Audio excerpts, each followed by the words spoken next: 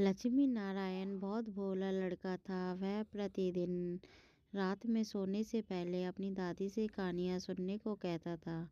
दादी उसे नागलोक, पाताल लोक, चंद्रलोक, सूर्यलोक आदि की कहानी सुनाया करती थी। एक दिन दादी ने उसे स्वर्ग का वर्णन सुनाया। स्वर्ग का वर्णन इतना सुंदर था कि उसे सुनकर लक्ष्मी नारायण स्वर्ग देखने के लिए हठ करने लगा। दादी ने उसे बहुत समझाया कि मनुष्य स्वर्ग नहीं देख सकता, किंतु लक्ष्मी नारायण रोते रोते वह सो गया। वह सपन में दिखाई पड़ता है। एक चमचम चमकते देवता उसे पास खड़े होकर कह रहे थे, बच्चे, स्वर्ग देखने के लिए मूल्य देना पड़ता है। तुम सर्कस देखने जाते हो तो टिकट देते हो ना, स्वर्ग देखने के लिए भी तुम्हें उसी प्रकार रुपए देने पड़ेंगे। सपन में ही लक्ष्मी नारायण सोचने लगा कि मैं दादी से रुपए मांग लूंगा, लेकिन देवता ने कहा, स्वर्ग में तुम्हारे रुपए नहीं चलते, यहाँ तो भलाई और पुण्य के कर्मों का रुपया चलता है। अच्छा, तुम यह दिव्या अपने पास रखो। जब तुम कोई अच्छा काम करोगे तो इसमें 1 रुपया आ जाएगा। जब तुम कोई बुरा काम करोगे तो 1 रुपया इसमें से उड़ जाएगा। जब यह डिबिया भर जाएगी तब वह तुम स्वर्ग देख सकोगे। जब लक्ष्मी नारायण की नींद टूटी तो उसने अपने सिरहाने में सचमुच एक डिबिया देखी। डिबिया लेकर वह बड़ा प्रसन्न हुआ। उसने दादी से 1 पैसा दिया। पैसा लेकर वह घर से बाहर निकला। एक रोगी भिखारी उससे पैसा मांगने लगा। लक्ष्मी नारायण भिखारी को बिना पैसे दिए भाग जाने चाहता था। इतने में उसने अपने अध्यापक को सामने से आता देख उसने अध्यापक के उदार लड़कों की बहुत प्रशंसा करते हुए उन्होंने देखा कि लक्ष्मी नारायण ने भिखारी को पैसा दे दिया है। अध्यापक ने उसकी पीठ ठोकी और प्रशंसा की। घर लौटकर लक्ष्मी नारायण ने वह डिबिया खोली, किंतु वह खाली पड़ी थी। इस बात से लक्ष्मी नारायण को बहुत दुख हुआ और वह रोते रोते सो गया। सपने में उसे वही देवता फिर से दिखाई पड़ने लगे।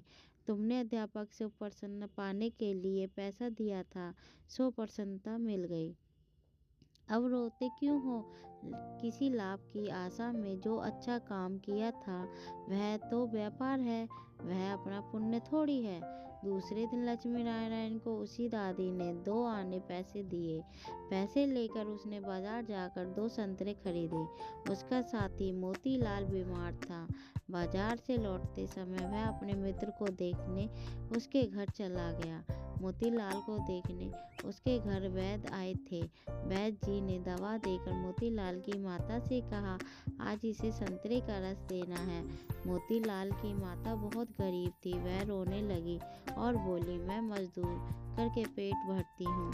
इस समय बेटे की बीमारी में कई दिन से काम करने नहीं जा सकी। मेरे पास संतरे खरीदने के लिए पैसे भी नहीं हैं। लक्ष्मी नारायण ने अपने दोनों संतरे मोतीलाल की माँ को दे दिए। वह लक्ष्मी नारायण को आशीर्वाद देने लगे। घर आकर जब लक्ष्मी नारायण ने अपनी डिबिया खोली तो उसमें 2 रुपए चमक रहे थे। एक दिन लक्ष्मी नारायण खेल में लगा था। उसकी छोटी बहन वहाँ आई और उसने खिलौने को उठाने लगी। लक्ष्मी नारायण ने उसको रोका। जब वह नहीं मानी तो उसने उसे पीट दिया। बेचारी लड़की रोने लगी। इस बार उसने डिबिया खोली तो देखा कि वह पहले से ही इकट्ठे कई रुपए उड़ जाते हैं। उसे बड़ा पश्चाताप हुआ। आगे से उसने कोई बुरा काम नहीं करने का पक्का निश्चय कर लिया। लक्ष्मी नारायण पहले रुपए के लोभ से अच्छा काम करता था। धीरे धीरे उसका स्वभाव भी अच्छा होने लगा और अच्छे काम करते करते उसकी डिबिया रुपयों से भर गई। वह स्वर्ग देखने की आशा में प्रसन्नता होने लगा। यह डिबिया को लेकर वह बगीचे में पहुंचा। लक्ष्मी नारायण ने देखा कि बगीचे में पेड़ के नीचे बैठा हुआ एक वृद्ध आदमी रो रहा है। वह दौड़ता हुआ साधु के पास गया और बोला, बाबा आप क्यों रो रहे हो? साधु बोला, बेटा जैसे डिबिया तुम्हारे हाथ में है वैसे ही डिबिया मेरे पास थी। बहुत दिन परिश्रम करने में मैंने रुपए से भरा था।